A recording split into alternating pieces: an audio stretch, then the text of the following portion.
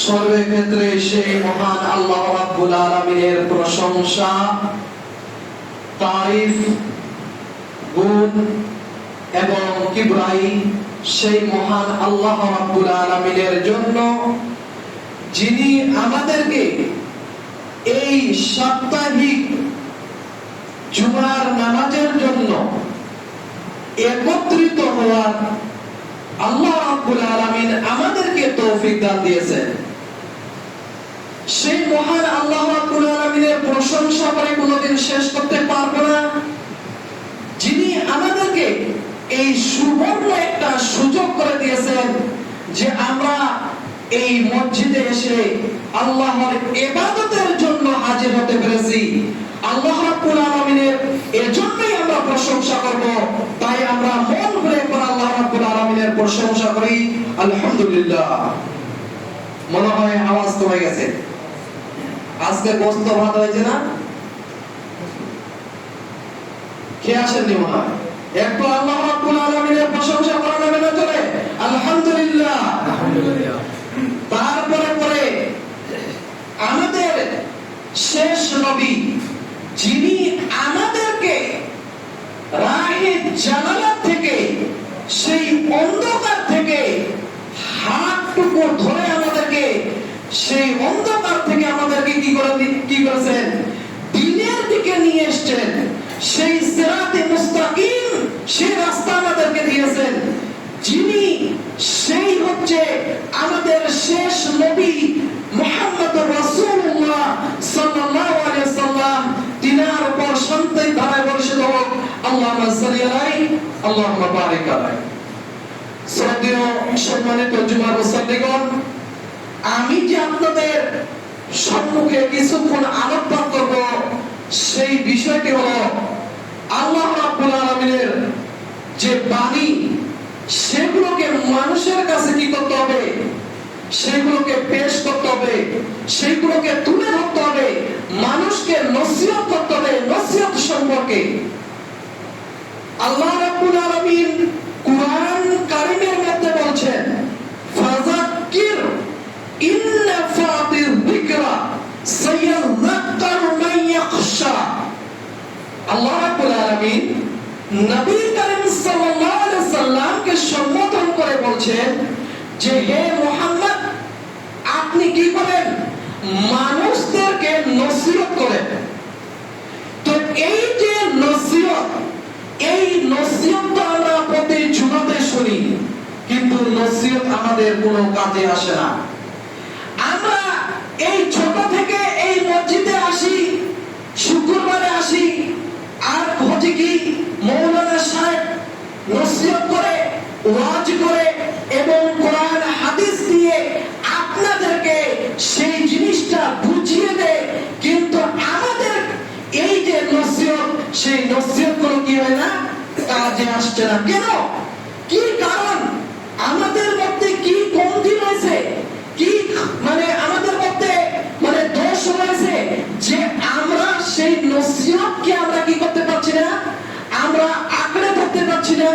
আল্লাহ রাব্বুল আলামিন বলছেন নবী করিম সাল্লাল্লাহু আলাইহি সাল্লামকে যে, হে মুহাম্মদ, হে আমার প্রিয় নবী, আপনি মানুষদেরকে নসিহত করেন।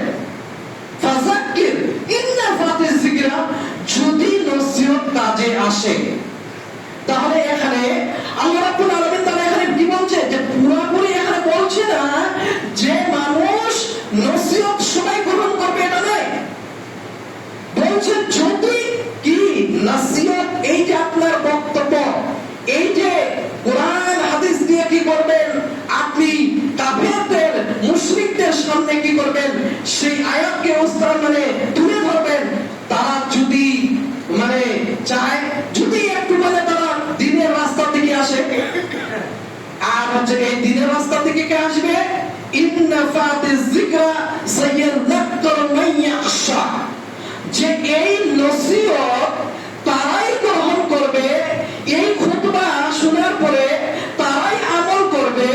এই খুতবা শোনার পরে এই খুতবার যে আল্লাহ রাব্বুল আলামিনের যে বিধান নীতিকে বলে দিল, সেই বিধান এবং নীতিকে, সেই হুকুমকে তারাই পালন করবে।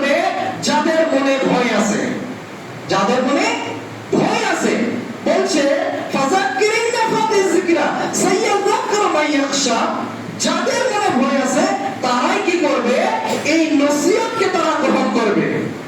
তাহলে আমরা এত যে নসিহত শুনি, তাহলে আমাদের এই নসিহত যায় কোথায়? কোথায় যায়?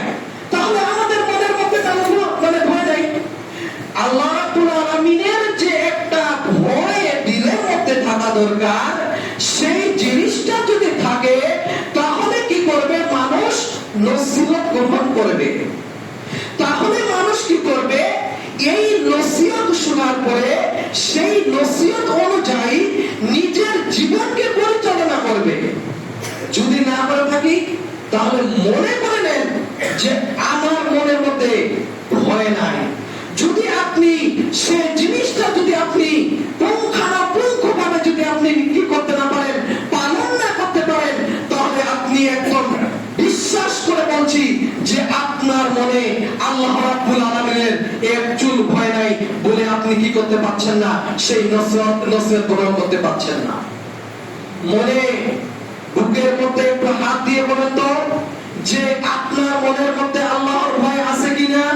যদি ভয় থাকে তাহলে এই যে এত নসিহত করে, এত যে আপনাদেরকে আল্লাহ রাব্বুল আলামিনের ভয় দেখায়, জাহান্নামের ভয় দেখায়, জান্নাতের খুশখবরি দেয়, জান্নাতের সুসংবাদ দেয়, তবু আমরা কেন নসিহত গ্রহণ করতে পারছি না?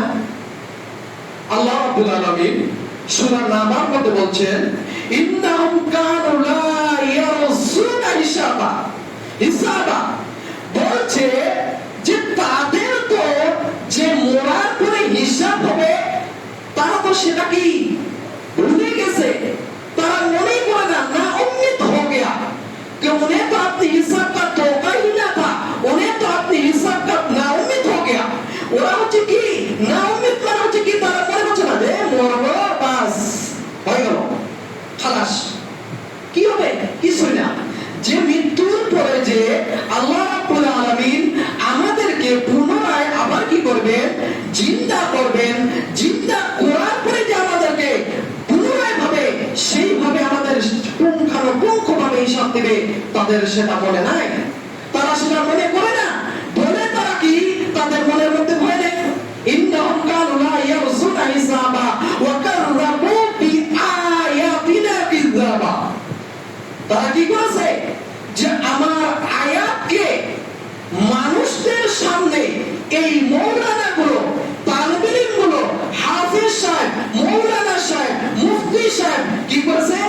মানুষদের সামনে তুলে ধরেছে, এক একটা আয়াতের বিশ্লেষণ করেছে, এক একটা আয়াতের তাফসীর করেছে, কিন্তু তারা আমার আয়াতকে কি করেছে? তারা মিথ্যা মনে করেছে। ইন্নাহুম কানু লা ইয়ারজুনা হিসাবা ওয়া কাযযাবু বিআয়াতিনা কিযাবা। তারা আমার আয়াতকে কি করেছে? তারা অস্বীকার করতেই গেছে। কি হবে? মৌলভী সাহেব বলছে বলতে দাও, এই কানে শুনলাম, এই কানে বের করে দিলাম।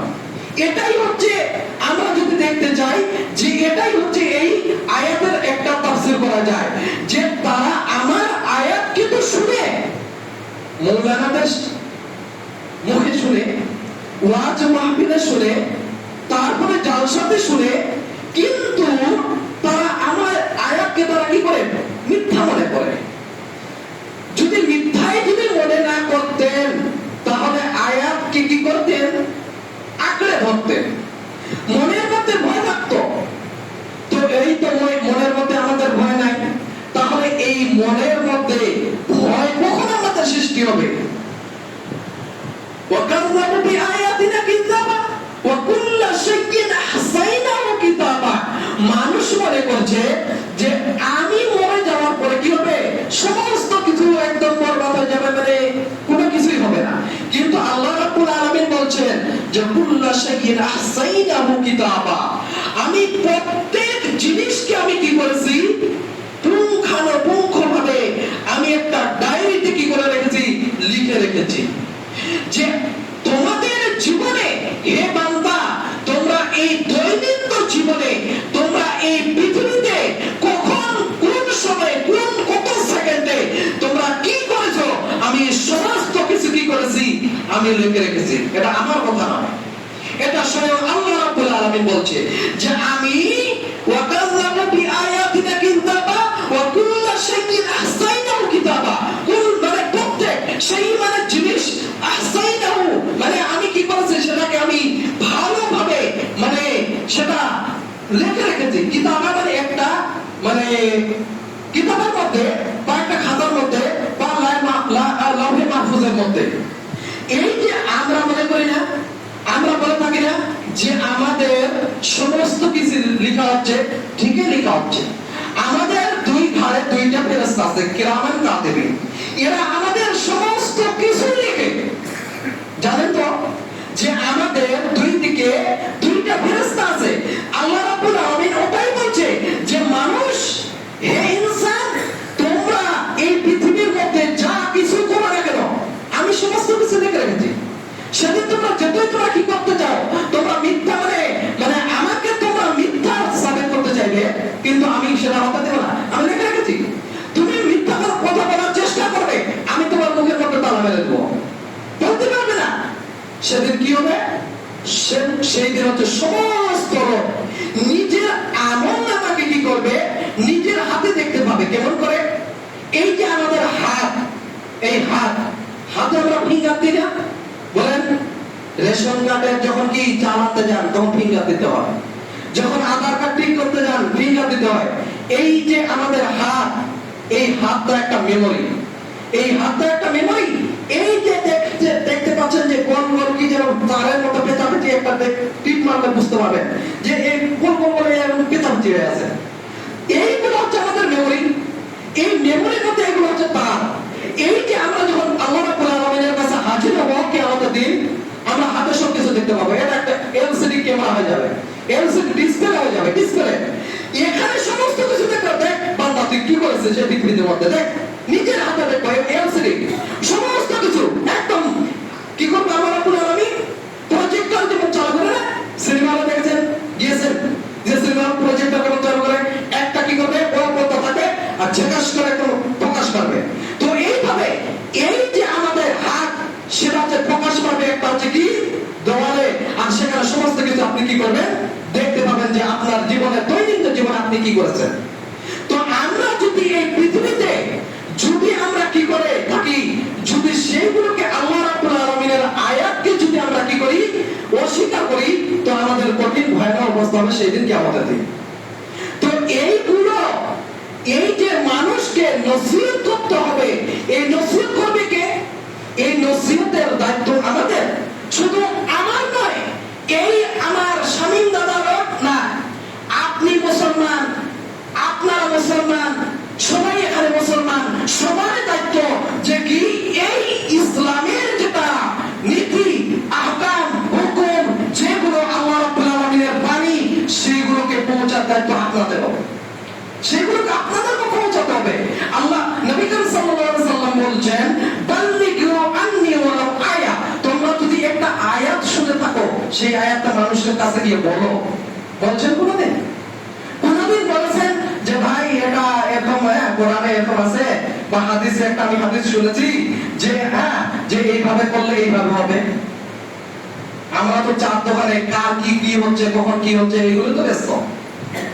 শুরু করে চা বানবো আর অমুকের হ্যাঁ এরকম হয়েছে, এই তো আমাদের হচ্ছে গীবত, যেগুলো আমাদেরকে কি করছে এই দুনিয়াবি এবং উখরাবি জিন্দেগি নষ্ট করে দিচ্ছে। তো এই দায়িত্ব যে আমাদের, এই দায়িত্ব আমাদের উপর পড়েছে কিভাবে? যে নবী করিম সাল্লাল্লাহু আলাইহি সাল্লাম কি আমাদের কাছে কি আছে?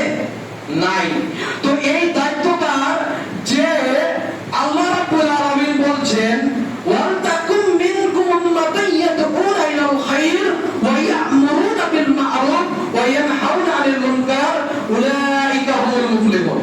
এখানে আল্লাহ রাব্বুল আলামিন বলছেন যে তোমাদের মধ্যে একটা দল হবে, মানে উম্মতে মুহাম্মাদিয়ার মধ্যে, এই যে আমরা মুহাম্মাদের উম্মত সাল্লাল্লাহু আলাইহি সাল্লাম, আমরা যে মুহাম্মাদের উম্মত, এই মুহাম্মাদের উম্মতের মধ্যে একটা দল হবে যারা কি করবে, মানুষকে নসিহত করবে ভালোর দিকে, কি করবে নসিহত করবে ভালোর দিকে, এবং খারাপ কাজ থেকে, মন্দ কাজ থেকে কি করবে তাদেরকে বিরত রাখবে।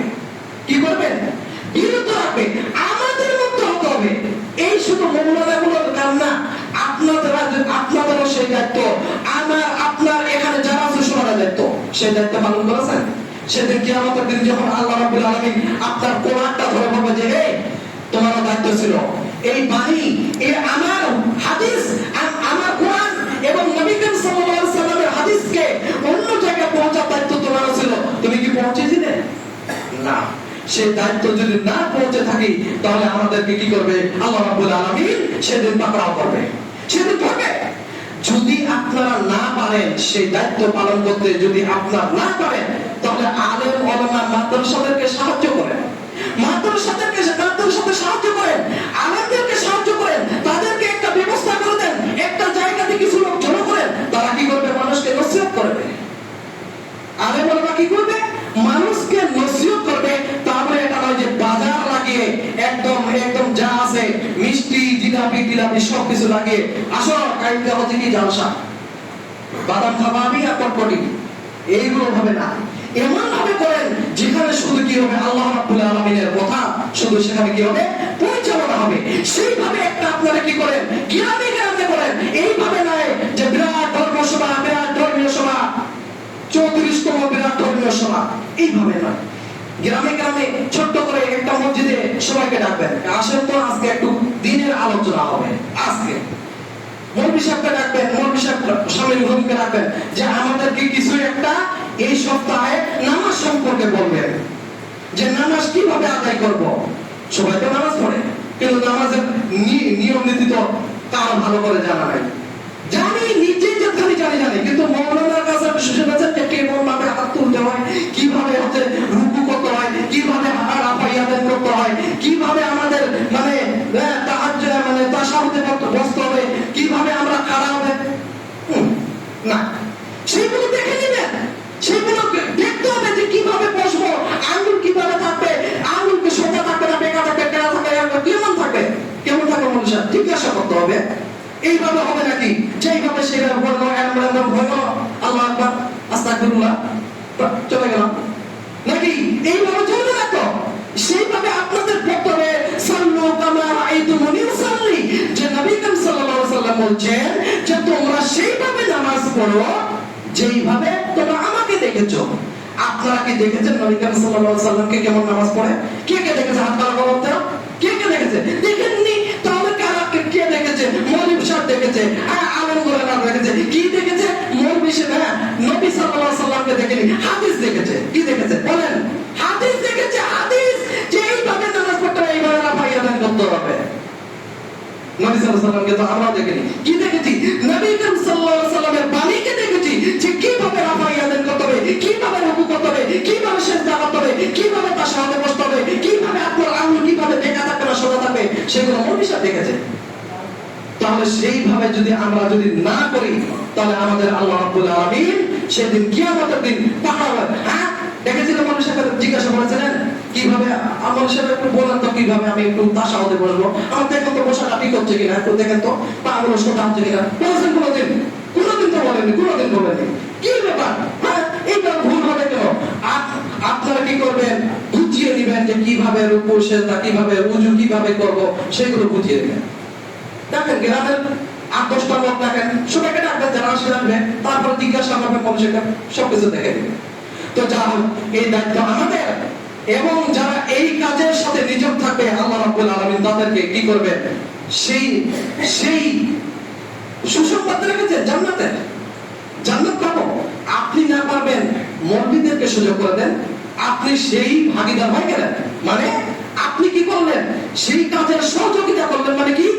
আপনি দ্বীনের প্রচারের কাজ করবেন।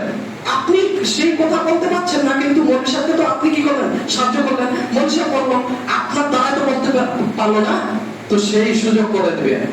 আল্লাহ রাব্বুল আলামিন তুমি আমাদেরকে সঠিক বুঝা এবং সঠিকভাবে আমল করার তৌফিক দাও, এবং আমরা যেন যেটুকু নসিহত শুনবো সেইটুকু যেন আমল করতে পারি, সেই তৌফিক দাও। আমিন।